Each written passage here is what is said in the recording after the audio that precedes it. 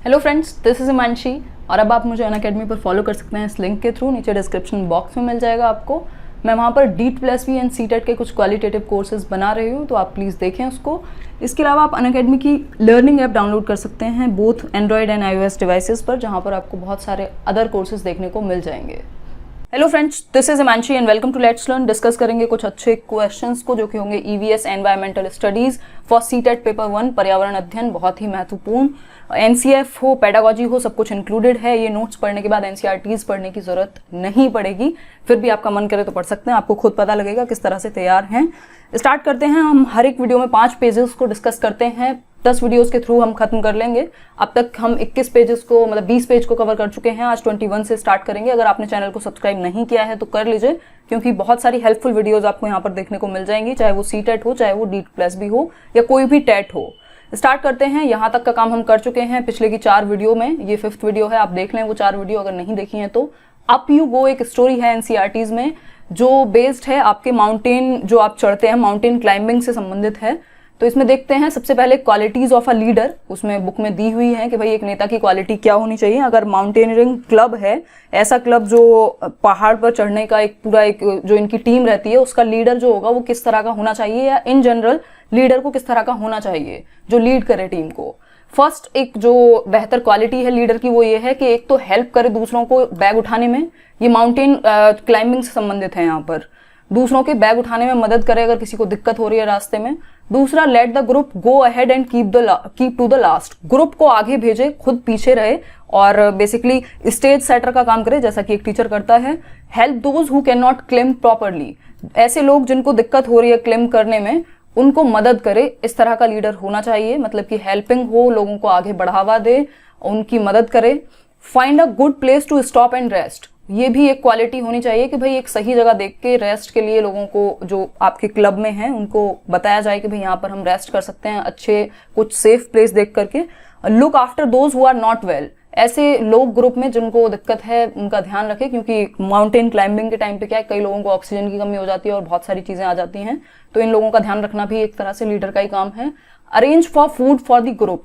खाने का अरेंजमेंट कर सके, इस तरह की व्यवस्था बना पाए। नेक्स्ट पॉइंट है, the most important thing is to be ready to be punished even when someone else may have made a mistake.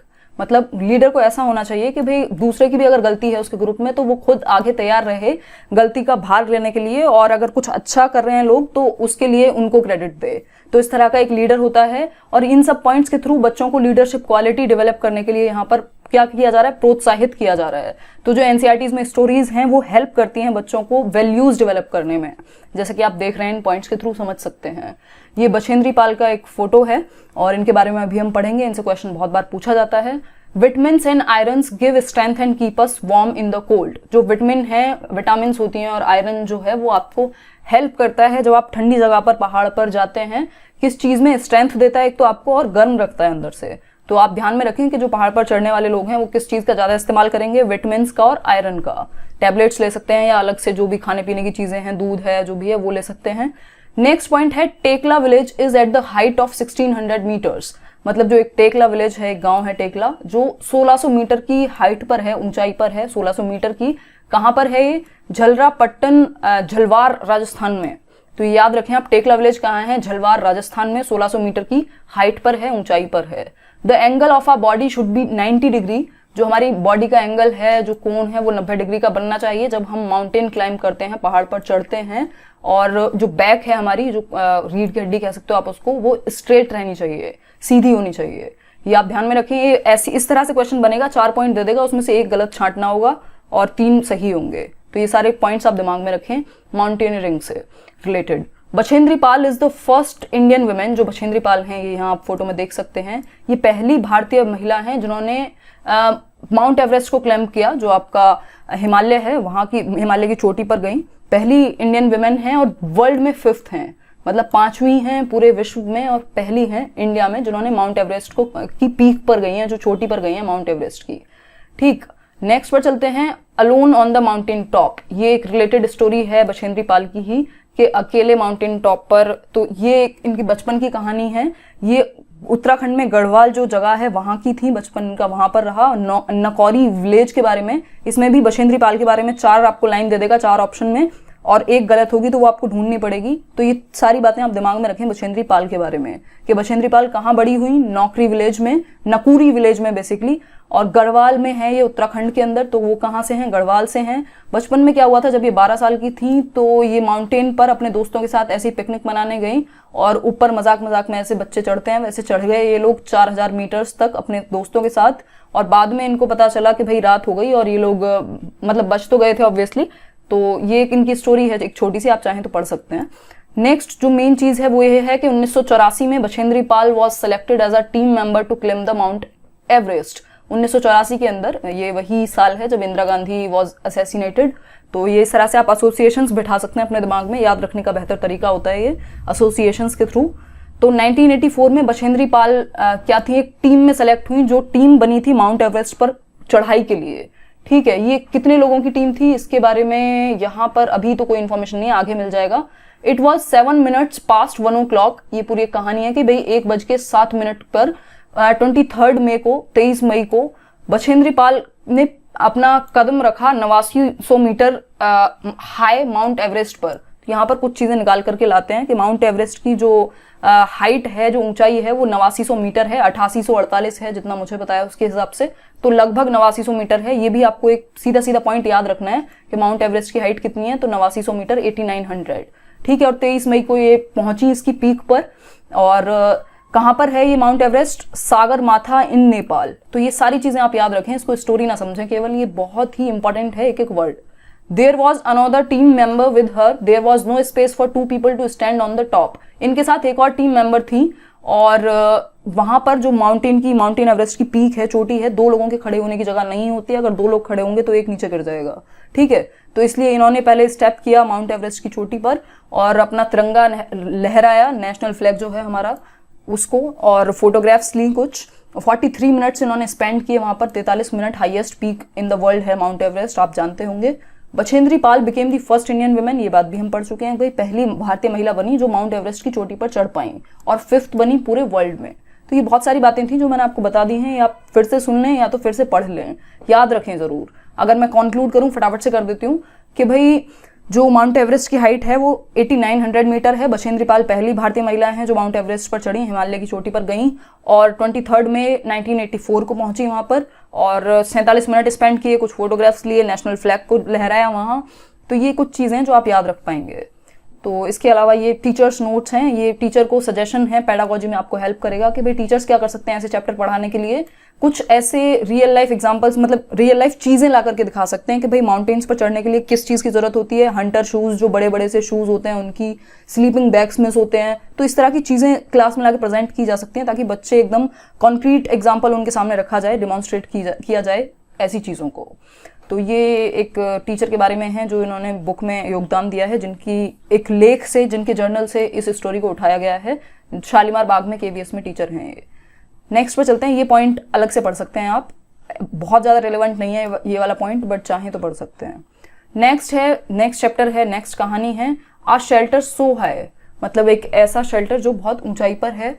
First जो पॉइंट है वो कहता है Mumbai is the most crowded city of India. ये एक story है, एक जो यात्री है वो ट्रैवल करता है कहीं दिल्ली या कहीं से और लेह लद्दाख तक। तो बीच में जितनी भी इंपॉर्टेंट पॉइंट्स हैं उनको मैंने डाला है, वो आप देखें। मुंबई क्या है, मोस्ट क्राउडेड सिटी है, सबसे ज्यादा जो पॉपुलेशन है वो मुंबई में है और मोस्ट क्राउडेड है। नेक्स्ट है दिल्ली टू मुंबई का जो रास्ता है या कहूँ डिस्टेंस है 1400 किलोमीटर का है। और बीच में कितने स्टेट्स पड़ते हैं जब आप दिल्ली टू मुंबई जाते हैं, महाराष्ट्र, मतलब जो आपका महाराष्ट्र आप जानते हैं जहां पर मुंबई है, गुजरात और राजस्थान, ये 3 स्टेट्स को क्रॉस करना पड़ता है पहुंचने के लिए। नेक्स्ट है roads of Jammu and Kashmir are difficult due to mountains. जो जम्मू एंड कश्मीर की जो रोड्स हैं वो डिफिकल्ट हैं, उबड़ खाबड़ हैं, मुश्किल रास्ते हैं। किस वजह से? क्योंकि वहां पे माउंटेन्स हैं, पहाड़ हैं।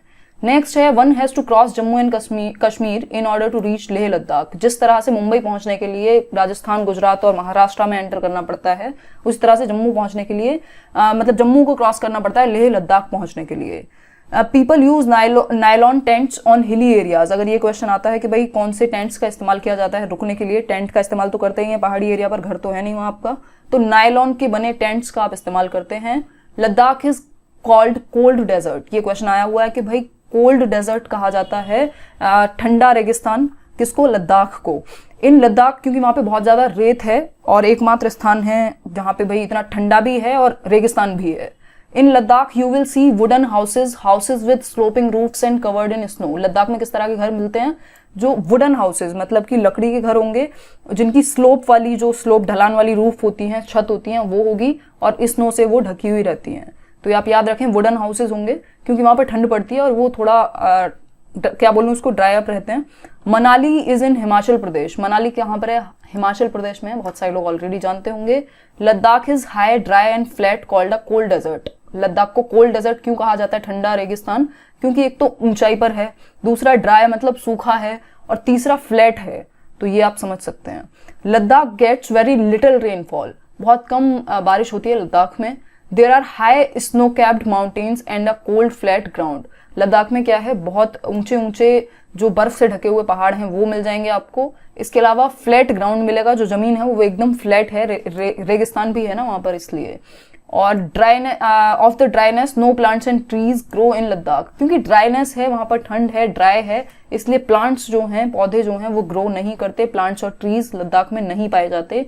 ये पॉइंट्स आप लद्दाख के बारे में रखें याद, जरूर एक क्वेश्चन बनता ही है। इन लद्दाख झूले झूले मीन्स वेलकम वेलकम। लद्दाख की भाषा में अगर हम बात करें, लास्ट वीडियो में हमने भाषा भी पढ़ी थी, लद्दाख में कौन सी भाषा बोली जाती है, तो झूले झूले वहां की भाषा का मतलब है वेलकम वेलकम। नेक्स्ट है it was a building with 2 floors. मतलब लद्दाख के घर के बारे में बताया गया है कि भाई 2 फ्लोर की बिल्डिंग थी, जहां पे क्या था, the house was made of stones which were kept one over the other. तो एक हाउस को, एक घर को बनाया गया था स्टोन्स के बेसिस पर, जो एक के ऊपर एक रखे हुए थे, और the walls were coated with a thick layer of mud and lime. जो थिक लेयर है मड की और लाइम की, उसका इस्तेमाल करके जो ये वॉल्स हैं, जो दीवारें हैं, उनको बनाया गया। The house looked like a shed from inside with a lot of hay stored. बहुत सारा भूसा इसमें स्टोर किया जाता है घर में, और जिसके थ्रू मतलब कि ये लोग अपना पालन पोषण करते हैं कुछ बकरियों को रख करके। और शेड जो है, शेड कहते हैं, ये आप देख सकते हैं यहाँ पर, इस तरह का बनने वाला जो एक वो है उसको शेड बोलते हैं, देख सकते हैं आप। नेक्स्ट पर चलेंगे। We took the wooden steps and reached the house first floor. Wooden steps होते हैं, ये आप याद रखें कि स्टेप्स जो हैं वो वुड के हैं। पीछे एक पॉइंट था जिसमें वुडन हाउसेज की बात हुई थी, तो इनको आपने इन पॉइंट्स के साथ ये जो पॉइंट्स हैं इनको भी जोड़ना है इन घरों में। ठीक है कि भाई ये वाली चीजें होती हैं, फर्स्ट फ्लोर खाली होता है, वहां पे भूसा भरा हुआ होता है, और सीढ़ियां जो होती हैं वुडन की होती हैं। आगे चलते हैं। The ground floor is for animals and for storing necessary things. Ground floor किसके लिए है? जानवरों के लिए है, और कुछ इंपॉर्टेंट चीजों को स्टोर हाउस बनाए रखते हैं लोग ग्राउंड फ्लोर को।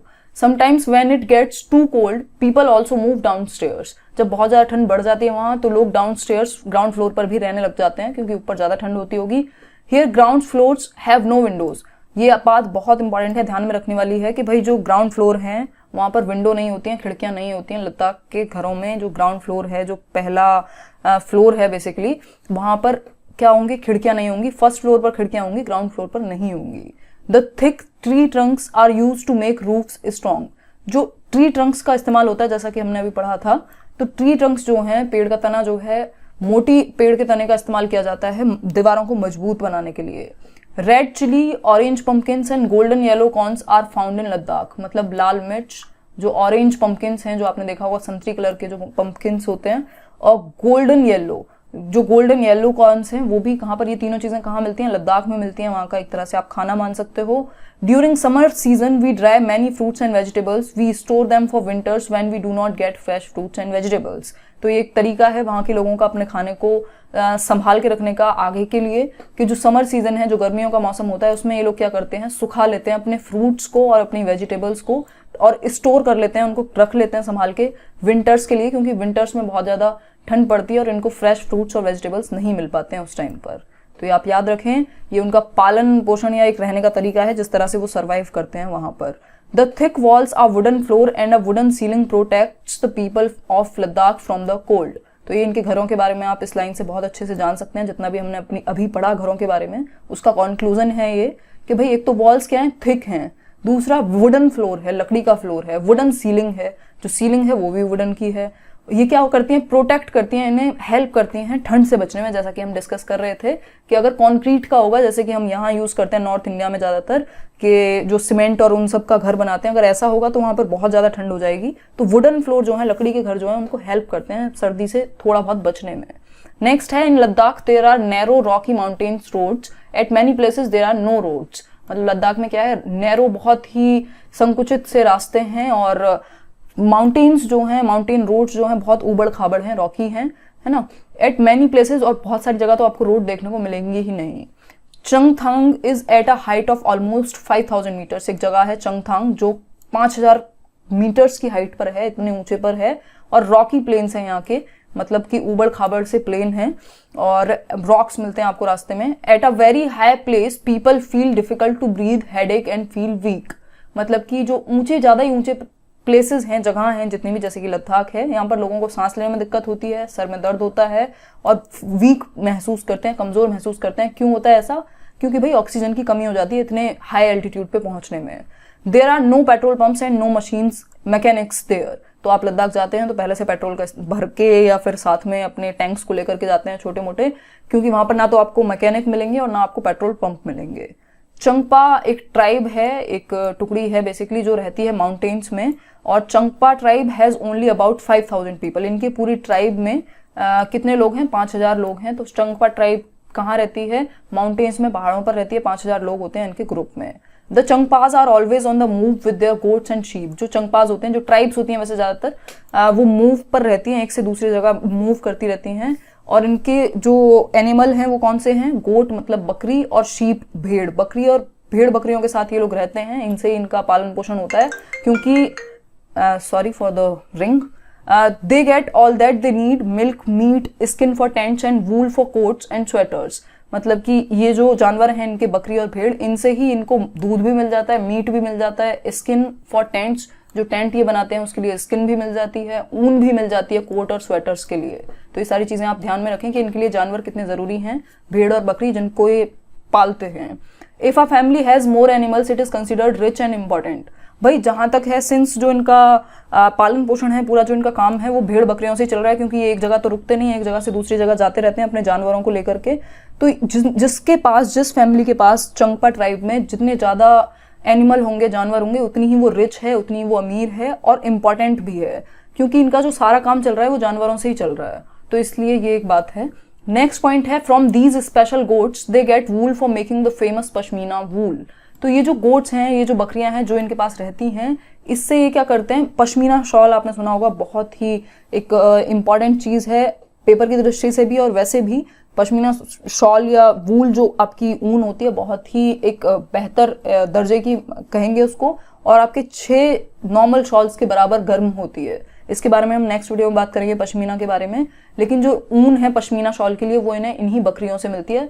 और लास्ट पॉइंट आज के लिए पढ़ेंगे, the Changpa graze their goats at higher and colder places so that the goats have more and softer hair. जो चंगपाज हैं, जो चंगपा ट्राइब के लोग हैं, जनजाति है ये बेसिकली, इनकी जो बकरियां हैं वो कहाँ, एक हायर और कोल्ड प्लेसेस पर, जो बहुत ही ठंडी जगह है, वहां पर ये उन्हें क्या बोलते हैं, चराने ले जाते हैं हाई ऑल्टीट्यूड्स पर। और जिससे क्या होता है, जब ये ज्यादा ठंडी जगह पर जाती हैं चरने के लिए बकरियां इनकी, तो इनकी जो ऊन है वो बहुत ही ज्यादा सॉफ्ट होती है, इनके फर से बेसिकली आती है ये ऊन। और जब सॉफ्ट होगी, और बहुत सॉफ्ट तो होगी, उसके अलावा बहुत ज्यादा गर्मी देने वाली भी होगी।